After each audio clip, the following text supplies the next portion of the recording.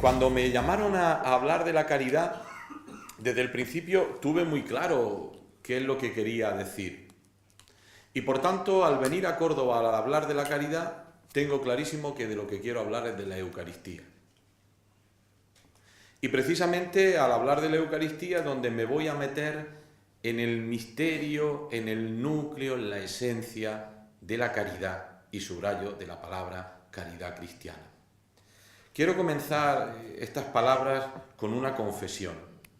Siempre que hablo de la Eucaristía, tengo la sensación, cuando termino, de decir, no he dicho lo que quería decir y he dicho lo que a lo mejor no tenía que decir. Pero esto siempre pasa cuando uno quiere hablar de una realidad grande, de una realidad importante y sobre todo de una realidad vital. Cuando alguien quiere hablar de algo importante, siempre se deja cosas, como yo estoy seguro que esta tarde me dejaría o me dejaré. ¿Quiere esto decir que si yo fuera capaz de hablar de la Eucaristía en su totalidad hasta el final, pues ya habría roto el misterio? Ya no sería la Eucaristía. Hace poco leí unas palabras de San Agustín, el gran padre de la Iglesia, en su comentario al Evangelio de San Juan, que dice así: «Oh sacramento del amor de Dios, el que quiere vivir tiene dónde vivir, tiene de quién vivir, que se acerque, crea, se una al cuerpo de Cristo para ser vivificado». Son unas palabras realmente bellísimas, porque ¿quién no quiere vivir? Todos queremos vivir. Muchas veces podíamos cambiar la palabra vida por felicidad. Todos queremos ser felices. Pues quien quiera venir al reino de la felicidad, quien quiera vivir en la vida plena, valga la redundancia, tiene dónde y tiene de quién. Por eso quiero, como primer paso de mi reflexión, de mi ponencia, introduciros en una escena del Evangelio. Vámonos todos al cenáculo y vamos a escuchar las palabras del Señor. Tomad y comed, porque esto es mi cuerpo, tomad y bebed, porque esta es mi sangre, la de la nueva alianza, que se derrama por vosotros. Y pensando en estas palabras y pensando en esta ponencia, quería invitaros también a que sigamos un poco el método ignaciano de hacer composición de lugar. Y es muy importante para lo que quiero decir después esa composición de lugar. Los discípulos que están celebrando la cena judía, como hacían cada año, pero sin embargo aquellos hombres y mujeres también que estaban en el cenáculo presienten, tienen el olfato de que esa cena no es como cualquier cena. Aquí pasa algo distinto. Y el ritual de la cena se desarrolla con toda normalidad. Sin embargo, el Señor va a introducir en momentos rituales palabras que no están en el ritual. Estas palabras que suenan muy fuertes, por cierto. Tomad y comed, porque esto es mi carne. Esto es mi cuerpo. Tomad y bebed, porque esta es mi sangre, la que se derrama por vosotros. Fijaros en este contexto y en este ambiente, un ambiente que sabe a despedida, realmente brota el misterio. Es más, se marca el conflicto. Y pensando en aquellos discípulos que están escuchando al Señor partir el pan y decir tomad, comed, y en la tercera copa ritual tomad, bebed, porque esta es mi sangre, el desconcierto, la incomprensión. Hay una palabra que quizá remarque más y exprese, defina mucho más la actitud de los discípulos, lo que los discípulos sentían en su corazón: el estupor. Aquellos discípulos tenían verdadero estupor. Eso que el Papa Juan Pablo II, el Beato Juan Pablo II, ha llamado en la Iglesia de Eucaristía el estupor eucarístico. Y eso que él mismo dice en esa reflexión tan preciosa, quédate con nosotros, mane nobiscum Domine, cuando dice que se acuerda de aquellas primeras Eucaristías y que cada día cuando celebra la Eucaristía siente verdadero estupor al repetir las palabras del Señor. El asombro eucarístico, esta sería la palabra. el asombro eucarístico, porque aquí está pasando algo diferente. Y claro que está pasando algo diferente. Jesús, en la institución de la Eucaristía, está anunciando, porque cuando Jesús instituye la Eucaristía, todavía no ha acontecido lo que la Eucaristía realiza, lo que la Eucaristía significa, que es la entrega en el Calvario, el sacrificio de Cristo por cada uno de nosotros, la entrega de su propia vida. Por eso la Eucaristía es anuncio y es profecía, es sacramento que espera la ofrenda de la cruz y que para nosotros ahora realiza cada día la ofrenda de la cruz. Quiere decir que cuando estamos recordando esta última cena de Jesús, que en definitiva lo que hace es referirnos al momento del Calvario, a la entrega de la propia vida, estamos propiamente en el misterio, en el centro del misterio de la vida cristiana. Sin lugar a duda, la Eucaristía es el centro de la vida cristiana. Lo ha expresado perfectamente el Concilio Vaticano II cuando dice que la Iglesia tiene en la Eucaristía su fuente y toda ella, todas sus actividades, toda su vida tiende a ella como a su fin. Por eso, al hablar de la Eucaristía, estamos en el centro del misterio. Dice el cardenal Scola, hablando de la Eucaristía, que pensar la Eucaristía es en cierto modo la prueba de fuego de la teología. Y yo diría más, la prueba de fuego de la vida cristiana. Por tanto, hago un pequeño paréntesis. ¿Cuántas cosas nos jugamos en la Eucaristía? En que el pueblo cristiano comprenda el sentido auténtico, la profundidad del misterio eucarístico y que viva según ese misterio eucarístico y que viva de ese misterio eucarístico. Por eso en la Eucaristía nos jugamos mucho, pastoralmente hablando, en la esencia, en la identidad de la vida cristiana. Sin embargo, el relato de la institución eucarística lo encontramos en los tres evangelios sinópticos. Lo encontramos en el Evangelio de San Mateo, en el de San Marcos y en el de San Lucas. Y cuando llegamos al Evangelio de San Juan, que es un evangelio más rico, diríamos, teológicamente, más extenso también, con muchos más temas de fondo, etcétera, nos damos cuenta que San Juan se ha despistado. Oye, que San Juan en el libro de la Pascua no ha puesto el relato de la Eucaristía, lo omite. Oye, si tan importante es la institución de la Eucaristía en la última cena, ¿por qué San Juan, que es el evangelista teólogo, por decirlo de algún modo, tiene ese despiste y omite la institución de la Eucaristía? No. San Juan, en lugar de la institución de la Eucaristía, pone el relato del lavatorio de los pies. No es ninguna casualidad. Porque creo que el lavatorio de los pies es la glosa más importante, la glosa evangélica más importante para explicarnos en qué consiste la Eucaristía, en qué consiste la institución de la Eucaristía. Por eso el relato del lavatorio de los pies tiene un carácter, yo me atrevería a decir, casi sacramental. Es una explicación del misterio eucarístico. Y además es donde se ve un Jesús Señor que se enfrenta con Pedro, que hace la misión con la actitud del siervo, que se quita el manto, signo de señorío, que se ciñe la toalla, que se arrodilla, que lava los pies a los discípulos y al final la explicación fantástica del Señor. Todos vosotros decís que soy el Maestro y Señor. Pues lo soy. Pues si yo, el Maestro y el Señor, he hecho esto con vosotros, también vosotros tenéis que hacerlo los unos con los otros.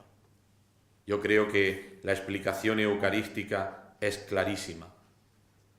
En la liturgia ambrosiana de Milán, el lavatorio de los pies del Jueves Santo tiene un carácter de sacramental. Y es que es verdaderamente un casi sacramento. Por eso fijaros cómo el Evangelio en su totalidad nos va explicando en qué consiste, qué se trata en el misterio eucarístico. La entrega del Hijo en la cruz, el realismo de las palabras, tomad y comed, esto en mi cuerpo, tomad y bebed, esta en mi sangre, con esa glosa, con esa explicación del servicio. Yo, el Maestro y el Señor, he lavado los pies como el siervo, para que vosotros también seáis siervos los unos de los otros. Claro que San Juan, en el capítulo 6 de su Evangelio, nos ha regalado un precioso discurso de Jesús en la sinagoga de Cafarnaún sobre el pan de vida. Pues voy a dar otro paso adelante. El primer texto que tenemos sobre la Eucaristía es en 1 Corintios 11.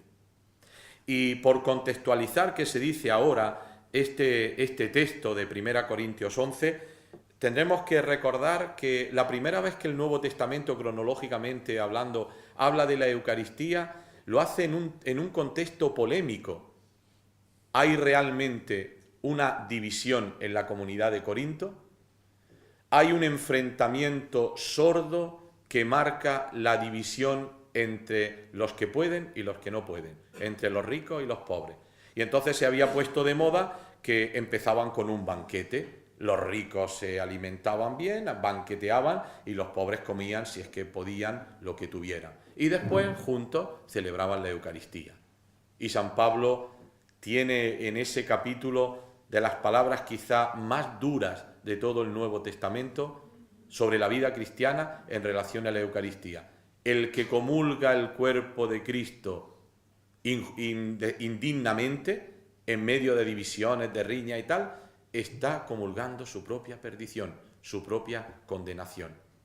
Pero es en este contexto, y lo que a nosotros también nos interesa, como Pablo dice: yo he recibido una tradición que procede del Señor. Y ahí es cuando nos repite las palabras que ya hemos dicho del Evangelio. Por tanto, la Eucaristía no se puede celebrar en un contexto de división, en un contexto de injusticia, en un contexto, en definitiva, de falta de amor. Porque celebrar la Eucaristía en un contexto de falta de amor es la mayor traición y la mayor indignidad para celebrar lo que la Eucaristía es y lo que la Eucaristía significa. Aquí nos va llevando la misma palabra de Dios, nos va llevando hacia el sentido más pleno del misterio eucarístico. Dando un paso adelante, quiero recordaros aquellas palabras tan bonitas de un grupo de los primeros mártires de la Iglesia, por lo menos los mártires de los primeros siglos. En concreto, y esto es muy significativo también en el mundo en el que vivimos, son mártires africanos de Abisinia, del norte de África, aquellas palabras tan bonitas cuando van a martirizarlo y le dicen que renieguen de su fe, y ellos contestan: no podemos vivir sin el domingo. Madre mía, qué bonito sería decirlo en medio de nuestras ciudades, de nuestros pueblos, de las plazas, cuando todavía nos encontramos tanta gente que dice: no, yo es que los que van a misa son peores, porque para ser cristiano no hace falta ir a misa el domingo y todas esas cosas, ¿no? Y escuchar a aquellos que dieron su vida con las palabras: no podemos vivir sin el domingo, no podemos vivir sin la Eucaristía. Y es que, queridos amigos, la Eucaristía es el don por excelencia. ¿Y sabéis por qué es el don por excelencia? Porque el amor no es lo que uno da, sino cuando uno se da.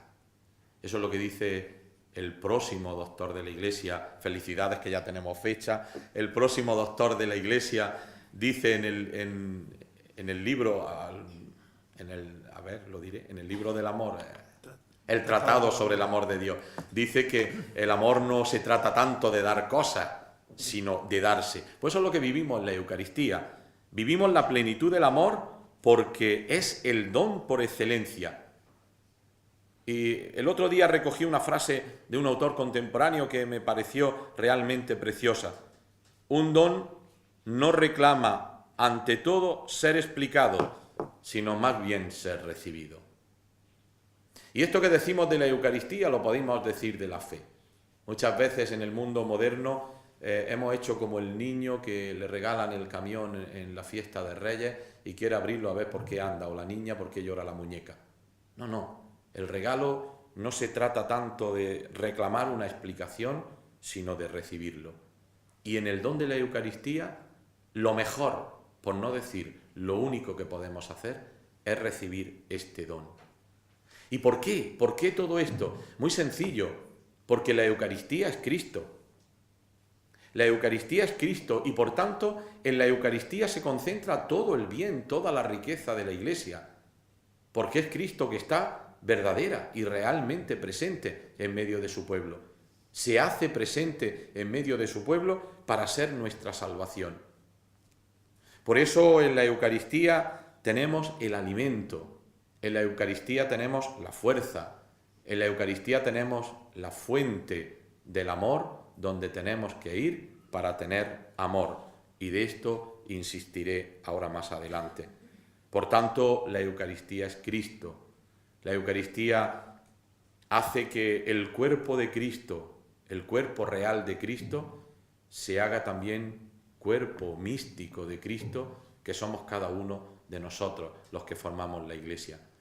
Los que conocen el tratado, la historia del sacramento de la Eucaristía, saben que a lo largo de la historia estos dos términos de cuerpo real o cuerpo místico ha ido cambiando de significado, una vez la Iglesia, otra vez la Eucaristía, es decir, que están íntimamente unidas, de tal modo que con el adagio, el axioma de la Iglesia primitiva, la Iglesia hace la Eucaristía hace la Iglesia, o la Iglesia hace la Eucaristía hace la Iglesia hace la Eucaristía. Es que sin Eucaristía no seríamos Iglesia. Seríamos un club de amigos, una asociación de vecinos, un club cultural o benéfico, pero no sería la Iglesia. Porque ¿qué es la Iglesia sin Cristo? Esto que estoy haciendo, estas afirmaciones, después intentaré llevarlas más a la vida práctica, porque lo que parecen obviedades, lo que parece algo natural, algo que se cae por su peso, no siempre después en la vida no lo encontramos en los cristianos. Por tanto, la Eucaristía es el don por excelencia, porque es Cristo. Esa vida de Cristo que hace la Iglesia, que es el banquete del pueblo peregrino que nos da el alimento de la vida eterna. La Eucaristía es el cielo ya en la tierra.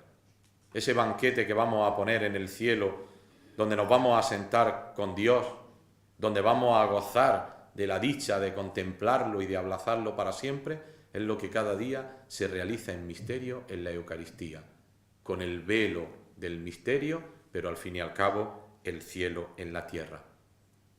Quizá no haya expresión más hermosa ni más completa en este sentido que la del propio Agustín de Hipona, cuando dice que la Eucaristía es sacramento de piedad, es signo de unidad y es vínculo de caridad.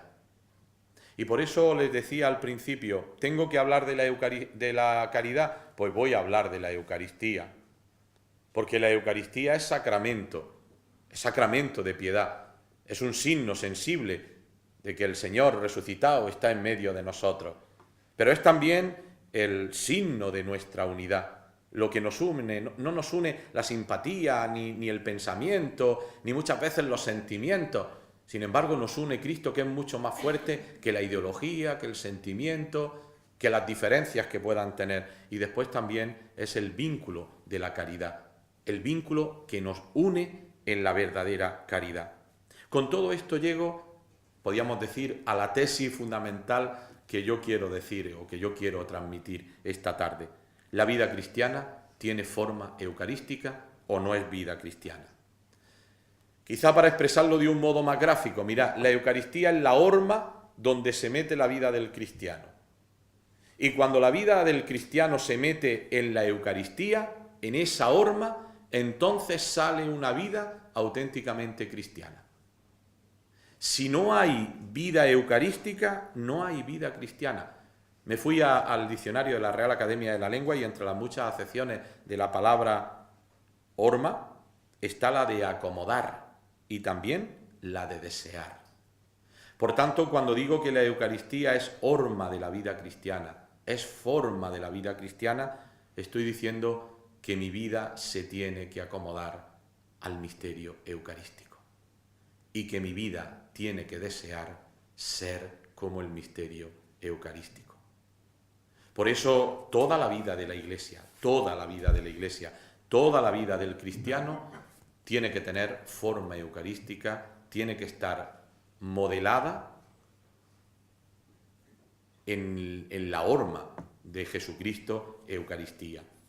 Dice el Papa Juan Pablo II en la Eclesia de Eucaristía: anunciar la muerte del Señor hasta que vuelva, hacer memoria, esto en memoria mía, comporta para los que participan en la Eucaristía el compromiso de transformar su vida para que toda ella llegue a ser, en cierto modo, Eucaristía. La Eucaristía no es sólo lo que se celebra, es lo que se celebra, es lo que se adora y es lo que se vive. Por eso toda la vida cristiana tiene forma eucarística. En definitiva, la Eucaristía es una cuestión de amor. Para entender la Eucaristía solo se puede entender desde el amor. No hay amor más grande que dar la vida por los amigos. Y esto es lo que el Señor ha hecho en la Eucaristía. Esto es lo que el Señor ha hecho en el Calvario, dar la vida por cada uno de nosotros. Por tanto, tenemos un modelo, tenemos una referencia, porque no se trata de cualquier amor, sino se trata del amor de Cristo. Cuando el Señor nos da el mandamiento nuevo del amor: amaos unos a otros como yo os he amado. Por tanto, el modelo del amor que tenemos, el icono que se dice ahora también del amor que tenemos, es el amor de Cristo, como Cristo nos ha amado. Por tanto, la Eucaristía es cuestión no de cualquier amor, sino el de Cristo. Y no de cualquier manera se ama, sino que se ama hasta la entrega total de la propia vida. Esta mañana en el Consejo Presbiteral había algún sacerdote que estaba hablando de una iniciativa que hay ahora, por lo visto, por ahí, que se llama el banco de tiempo. Es decir, tú entregas tiempo, 1 hora, 5 horas. Todo esto del voluntariado está muy bien y yo creo que es una de las grandes manifestaciones de la cultura actual, positivamente hablando. Pero yo creo, francamente, que un cristiano no se puede conformar simplemente con ser voluntario. No se puede conformar con meter en el banco del tiempo horas de su tiempo, sino que el amor de un cristiano es algo más. Porque es un amor total, un amor hasta el extremo. Por eso la Eucaristía es revelación, es manifestación del amor de Dios que nos amó hasta el extremo. Recordad aquel, aquel seguidor de Jesús o admirador de Jesús, un poco vergonzante, que era Nicodemo, que va a verlo de noche porque no quiere que lo vean. Y Jesús le va a hacer la gran manifestación de su misión. Tanto amó Dios al mundo que envió a su Hijo único para que el mundo se salve por él. Por tanto, la Eucaristía es la plenitud de la manifestación del amor de Dios. Y es precisamente en la Eucaristía donde se nos revela la identidad de Dios, y al revelarse la identidad de Dios, y esto me parece que es muy hermoso para las Cáritas, se nos revela también la identidad del hombre. Por tanto, fijaros qué cosa más hermosa que nos transmite la fe cristiana, que nos transmite Cristo. En la medida en que se revela el Dios verdadero, en esa medida, cuando da luz, se revela también el hombre. Una de las páginas más gloriosas, desde mi punto de vista, magníficas, no solo de la teología actual, sino de todos los tiempos y también del magisterio de la Iglesia, es Gaudium et Spes 22. Jesucristo, el hombre nuevo. Porque en Jesucristo se ha mostrado el hombre al propio hombre. El misterio del hombre se manifiesta, se revela en el misterio del Verbo encarnado. Por tanto, fijaros, cuando yo voy a la Eucaristía, de pronto en la Eucaristía se me revela el misterio de Dios. Dios que ha amado al mundo, que ha entregado a su Hijo, y su Hijo que se ha entregado hasta las últimas consecuencias en una cruz por nosotros. Y en la medida en que se revela el misterio de Dios, también se revela el misterio del hombre. Por tanto, en el misterio de Dios encontramos el misterio del hombre. Creo que esto es una revelación realmente preciosa, porque nos lleva a pensar que para nosotros cristianos no hay más camino auténtico para llegar al hombre con todas sus consecuencias, que es la vida de Dios. Y esto tendrá repercusiones pastorales importantes, como intentaré decir más adelante. Del corazón abierto del Señor nace la Eucaristía. Del corazón abierto del Señor, de un corazón traspasado por amor, nace el don de la Eucaristía. El gran regalo que Dios hace a los hombres, porque es un regalo de presencia, porque es un regalo de testimonio, es un regalo de entrega. La verdadera identidad, la verdadera vocación y misión del hombre están en la Eucaristía. Creados por amor y para el amor, porque el hombre no es un ser para la muerte, el hombre no es un ser para trabajar, el hombre es un ser para los demás. Porque aquí lo que queremos construir desde la Eucaristía es la gran civilización del amor. Por eso cuando muchas veces hay gente que quiere batallar con nosotros, en el fondo detrás hay toda esa idea de la lucha de clases. Mire usted, es que yo no me quiero pelear con nadie. Si es que yo lo que quiero es construir la gran civilización del amor, esa que brota del costado abierto del Señor y que revela que el hombre tiene dignidad por el hecho de serlo. Y aquí viene un punto que me parece fundamental y que muchas veces queda un poco oscurecido. Mirad, nosotros no amamos a los demás porque seamos muy buenos. Y creo que esto es una idea que también se ha metido mucho por las rendijas de la vida cristiana y de la Iglesia. Somos muy solidarios, somos muy buenos, la Iglesia de la caridad, la Iglesia de la institución. Entonces, como hay algunos que son más buenos, otros menos buenos. No es verdad. No es verdad. Nuestro amor no es la consecuencia de que yo sea bueno, sino que nuestro amor viene de Dios, que es la fuente del amor.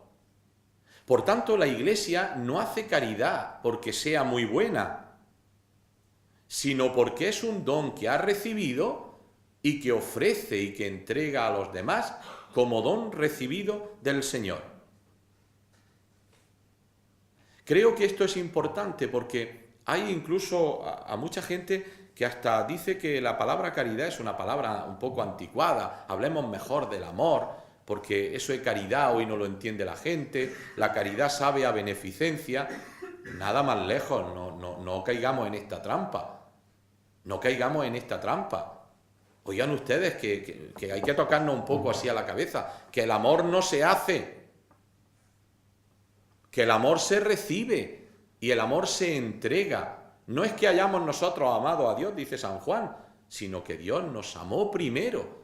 Él es la fuente y precisamente de ahí es de donde brota la verdadera caridad cristiana, que no es filantropía, que nosotros no queremos, ni podemos, ni sabemos hacer filantropía, porque no es algo que nazca de nosotros, sino un don que hemos recibido y un don que damos a los demás. Por eso, aunque pueda parecer una cosa nimia y no hace falta que venga un obispo de la otra parte de Andalucía a decir que la caridad es una virtud teologal, pero es verdad, es que la caridad es una virtud teologal. Y vayan al catecismo de la Iglesia Católica a ver lo que es una virtud y lo que es una virtud teologal. Es decir, que viene de arriba, que es de Dios. Lo que pasa es que, aunque pueda parecer un poco pedante decir esto por mi parte, en el fondo Kant ha ganado la partida en la historia del pensamiento moderno. Y al final hemos hecho de la fe, de la religión, una cuestión moral. La religión se ha convertido en algo moral, pero que no es esencial a la vida del hombre. No es un acontecimiento en la vida del hombre. Les voy a poner un ejemplo, don Demetrio podía poner muchos más ejemplos que yo en este sentido. El otro día reunido en una parroquia, la visita pastoral, con un grupo de catequistas, y me llamó la atención una catequista joven que dijo que le había pedido a su marido y a su hijo que el regalo que ella quería, no quería un viaje, ni quería que le regalaran pendientes, que el regalo que le podían hacer cada año es que al menos cuando llegara la Semana Santa fueran a la iglesia y vivieran los misterios del Señor. Y ella estaba toda feliz porque su mujer y su hijo le hacen cada año el regalo de ir a la iglesia. Y otra catequista un poquito más mayor que estaba allí, enseguida salió y dice, es verdad, es que es tan difícil la transmisión de la fe a los hijos, todo lo que le hemos enseñado, pero yo estoy muy orgullosa, yo estoy muy feliz porque mis hijos son muy buenas personas. Mis hijos cuando ven algo en la tele se conmueven y cuando tienen que ayudar a alguien lo ayudan, son muy buenas personas. Y yo interiormente sentía pena, porque es una mujer muy buena, eran unas mujeres muy buenas, pero en mi interior me quedaba con el gran interrogante y la gran pena. No hemos conformado con ser buenas personas. Y yo creo que la fe cristiana es algo más, ¿sí? La fe cristiana es algo más. Faltaría más que encima que somos cristianos y que tenemos como modelo a Cristo no fuéramos buenas personas. Eso es lo que intentamos hacer cada día. Pero creo que la fe cristiana es algo más. Por tanto, la caridad cristiana no puede ser solo un acto voluntarioso de ser buenas personas. Yo creo que la caridad cristiana es algo más y por tanto tiene que ser algo más. No se trata tanto de la filantropía, del amor al hombre, del amor a la humanidad, sino dar lo que Dios nos da. Dar lo que Dios nos da, que no nos lo da para que nos lo quedemos nosotros, sino para que lo demos a los demás, para que nosotros, en definitiva, nos hagamos Eucaristía. Y desde aquí la caridad cristiana tiene muchísimo más sentido, no muchísimo, tiene todo el sentido. La caridad cristiana desde aquí es donde alcanza su plenitud. No doy lo que es mío, sino te doy lo que es de Dios y me convierto yo también en un instrumento del Señor. Es que la Eucaristía y la caridad que brota de la Eucaristía es esa fuerza que nos viene del Señor. Yo siempre recuerdo, y después he intentado buscarlo, y no sé dónde lo leí, pero siempre recuerdo en alguna de esas entrevistas con la Madre Teresa de Calcuta, que ella contaba que cuando iba a hacer una fundación y se entrevistaba con el obispo, no le preguntaba ¿y en qué casa van a vivir las hermanas? ¿Y qué van a comer? O le preguntaba, ¿cada día tendrán Eucaristía? Pues mire, madre, sí. Ah, perfecto, vamos a fundar. Pues mire usted, no tendrán Eucaristía, no podemos fundar. Madre, que son los más pobres de la tierra. Sí, ya lo entiendo yo, que son los más pobres de la tierra. Pero es que mis hermanas no son heroínas, ni superwoman, como diríamos hoy. Mis hermanas son mujeres de carne y hueso, y si no se alimentan de Cristo, no pueden ver a Cristo en el hermano. Esa es la verdadera caridad cristiana. De ahí brota la verdadera caridad cristiana. Por tanto, del centro del misterio mismo de la Eucaristía, que es el misterio de una vida entregada, nace la caridad de la Iglesia. Y escuchamos las palabras del Señor en aquel banquete: dadles vosotros de comer. Así, desde el comienzo de la Iglesia, siempre la Iglesia ha querido dar de comer al hambriento en todos sus sentidos. Yo he traído aquí una serie, porque me parecen que son muy hermosos, una serie de referencias ya de los primeros siglos de la Iglesia. Por ejemplo, cómo la hospitalidad, dice San Agustín, refiriéndose a los discípulos de Emaús, la hospitalidad abre los ojos de la fe. Leamos lo que dice en uno de sus sermones. Haz como hicieron ellos para que reconozca al Señor. Ellos le ofrecen hospedaje, le retienen y le ruegan que se quede con ellos.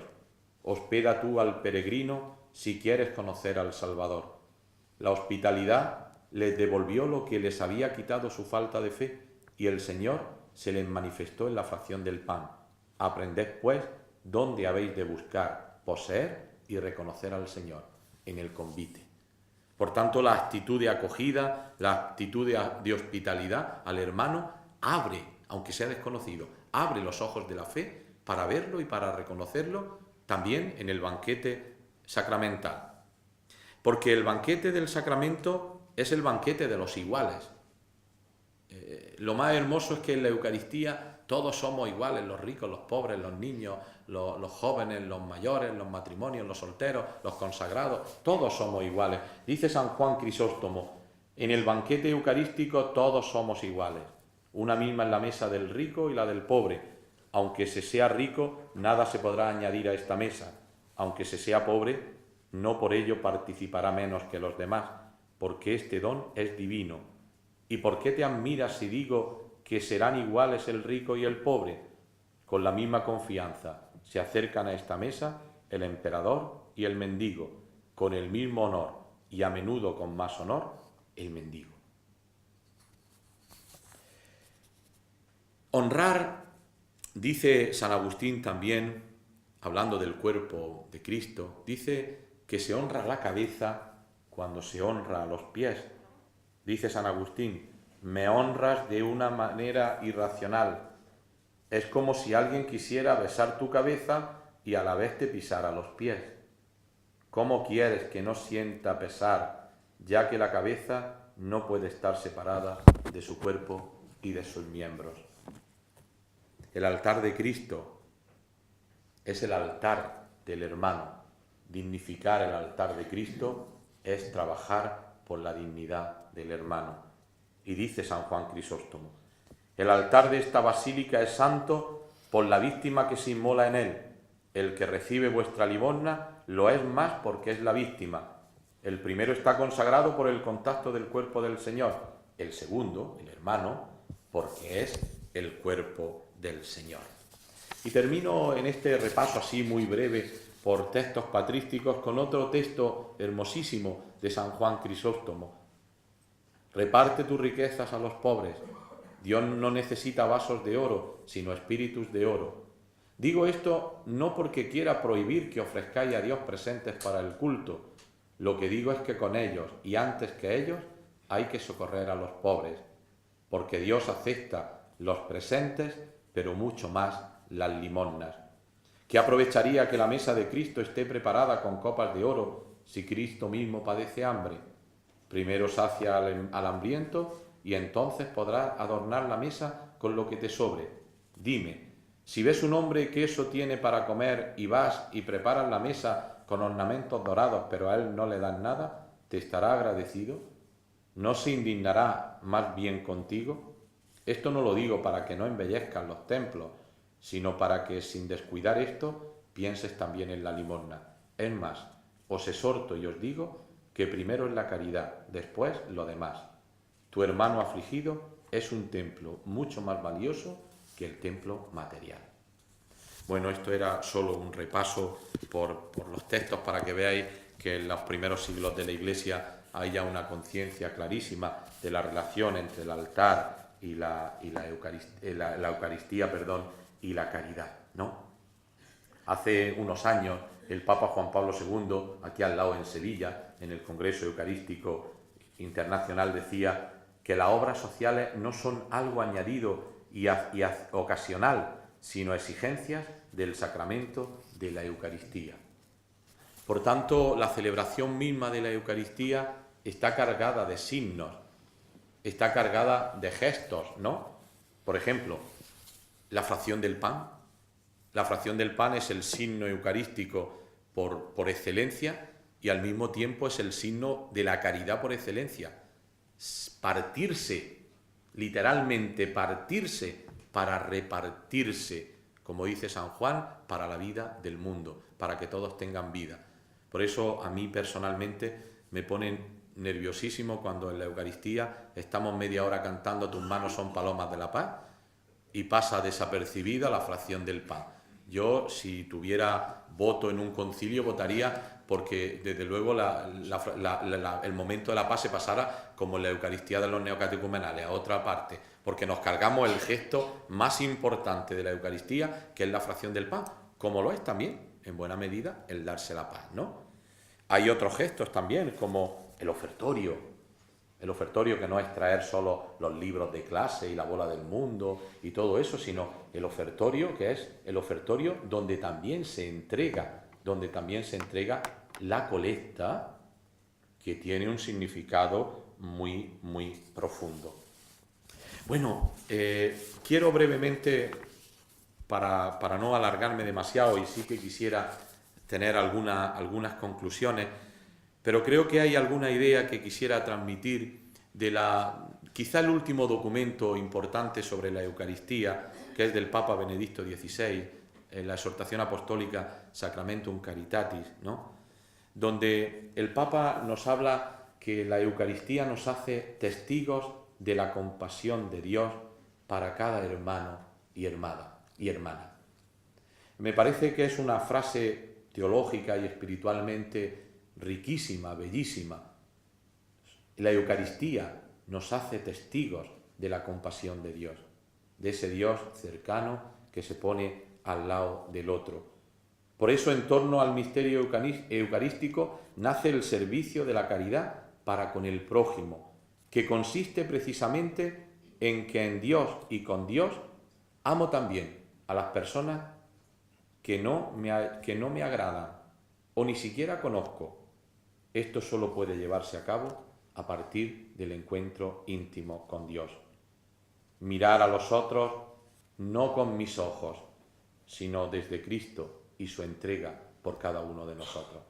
Yo creo que la Eucaristía, dice el Papa también, es la gran escuela donde aprendemos a mirar al hermano como lo que es, como un hermano, con su rareza, porque muchas veces hemos de reconocer que los pobres son un poco incordiantes, y que muchas veces los pobres nos pueden molestar, porque muchas veces son inoportunos. Pero aprender a ver ahí el rostro de Cristo. Hace poco en un pueblo, en la diócesis, basando la visita pastoral, fui al barrio de Las Cuevas, donde realmente hay una situación no penosa, sino realmente trágica. Bueno, pues al día siguiente la casa del cura, por la mañana, bien temprano, estaba rodeado de gitanos y gitanas que todos eran amigos del obispo y le habían dicho que fuera, que precisamente aquella mañana. Bueno, pues aprender a ver en todos esos hermanos nuestros el rostro y preguntarnos muchas veces cómo los mira Dios, cómo los ve Dios, cómo los quiere Dios. El Papa Benedicto XVI habla de la mística del sacramento, una mística que tiene un carácter social. Y hay una cosa preciosa que dice el Papa. Dice que la Eucaristía nos capacita para otro tipo de relaciones. Esto me parece realmente hermosísimo. Y aquí me invita a una reflexión. La Eucaristía nos transforma.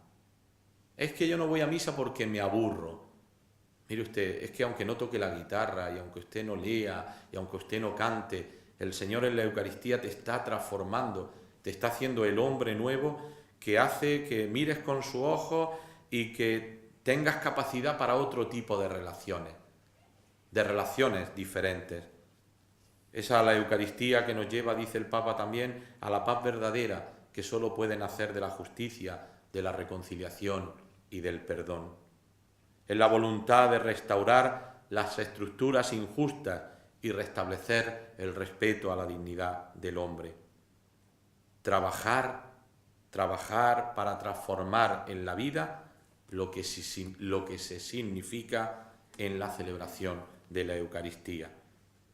El alimento de verdad nos impulsa también a denunciar las situaciones injustas.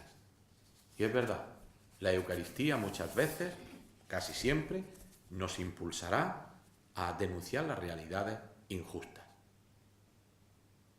Por eso los grandes santos han sido hombres eucarísticos.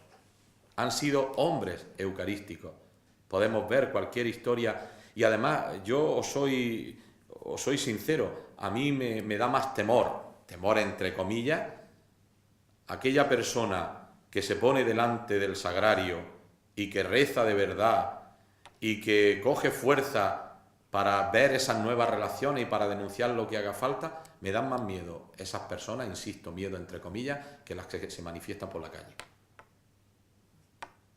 Un hombre de oración, una mujer de oración, una mujer llena de Dios, un hombre y una mujer eucarísticos, son personas que transforman el mundo.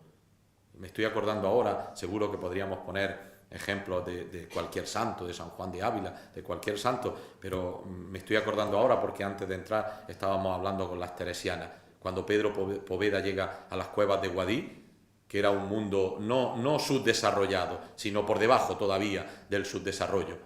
Cuando pone el Señor en el sagrario, dice, ya ha empezado esta obra. Está el Señor, esto va adelante. Vaya que sí va adelante. Que después de este tiempo, ahí sigue el Señor y ahí sigue la obra. Y es que las obras, cuando nacen de la fuente eucarística, son obras que llegan hasta el final. Y voy ya a la conclusión, una conclusión que a lo mejor ustedes dicen, ¿y qué tiene que ver con todo lo que ha dicho? La primera todavía sí, la segunda a lo mejor no tanto, pero bueno, es la conclusión que yo he sacado. Si a ustedes no les parece bien o parece que está fuera de tono, pues ustedes me excusan. Son solo dos cosas. Mirad, el oscurecimiento o la reducción del verdadero sentido de la Eucaristía tiene consecuencias para la caridad cristiana. Además, estoy plenamente convencido de esto. Muchas veces los déficits de caridad cristiana son déficits de Eucaristía. Esa división, ese divorcio entre lo que se trata es el compromiso y luchar por el compromiso porque lo otro es rito, liturgia, nada de nada de nada. Eso hará que poco a poco vaya decayendo nuestro compromiso social, nuestro compromiso caritativo. El mejor modo de asegurar, de profundizar en el compromiso caritativo y social está en cuidar la Eucaristía. En cuidar, cuando digo la Eucaristía, digo la celebración, digo la piedad eucarística. Por tanto, cuidar todo lo que la Eucaristía es. Yo recuerdo hace unos años, no era yo obispo ni muchísimo menos, hablando con un compañero sacerdote de mi antigua diócesis, decía que él, cuando decía misa, que él cambiaba la palabra sacrificio porque eso no lo entendía la gente. Y yo le dije, pues explícaselo. Porque cuando el cristianismo llegó en el siglo I, la gente no entendía nada. ¿O es que creéis que como he empezado, los discípulos entendían lo que era la Eucaristía en la última cena? Por tanto, si reducimos la Eucaristía como el sacrificio de Cristo, no nos extrañe que no tenga consecuencias en la caridad, en la vida social, en la vida caritativa. Si no hay adoración eucarística, si no hay dignidad en la celebración eucarística, lo que se resentirá será la verdadera caridad cristiana. Podremos hacer filantropía, pero no haremos verdadera caridad cristiana. Por tanto, al hablar a Cáritas y al hablar a personas que seguro que os movéis pues, en el mundo de la vanguardia eclesial con respecto a la caridad, yo humildemente me atrevo a decir, reforzar la fe y la piedad eucarística y saldrá reforzada también la caridad y el compromiso social. Y la última observación, y con esto termino, la Eucaristía es una mesa extendida por todo el mundo. Es una mesa que se extiende por todo el mundo, una mesa que crea comunidad y que crea conciencia de comunidad. Y aquí me atrevo más a hacer una reflexión y un planteamiento que también brota de la caridad cristiana. Hoy, en el mundo en el que vivimos, el aparato del Estado está creciendo cada vez más y la sociedad está siendo cada vez menor. Yo creo que un gran reto de la Iglesia y de la caridad de la Iglesia está en hacer lo que la Iglesia ha hecho en muchos momentos de su historia y a lo largo de muchos siglos, y es crear sociedad, crear pueblo. Y creo que esto también es un reto de la caridad cristiana. Los comedores son necesarios, dar alimento es necesario, dar trabajo es necesario, pero crear las condiciones sociales para que se defienda la dignidad del hombre por encima de opciones políticas o de, de imágenes, modelos de Estado, creo que es también un principio de la caridad cristiana, de la caridad de la Iglesia. Estoy convencido que en este momento la Iglesia está llamada a crear sociedad, también sociedad civil. Frente a un aparato del Estado enorme, crear la conciencia del pueblo de que somos sociedad, que somos pueblo. Y creo que si en esto podemos colaborar Y si en esto podemos aportar desde la caridad cristiana, estaremos haciendo un gran servicio a nuestra sociedad. Yo sé que es difícil, yo sé que puede ser comprometido, por supuesto incomprendido, pero creo que es una asignatura pendiente que tenemos, que en otros momentos la Iglesia ha hecho un gran papel de crear eso que hoy se dice tejido social. Y ahí tendrá que estar la Iglesia, porque esto también es caridad, porque es compromiso y porque es caridad social. Termino con unas frases de la plegaria eucarística quinta, cuando decimos: danos entrañas de misericordia ante toda miseria humana, inspíranos el gesto y la palabra oportuna frente al hermano solo y desamparado, ayúdanos a mostrarnos disponibles ante quien se siente explotado y deprimido. Que nos preocupemos, Señor, de compartir en la caridad las angustias y las tristezas, las alegrías y las esperanzas de los hombres, y así les mostremos el camino de la salvación. Muchas gracias por vuestra paciencia.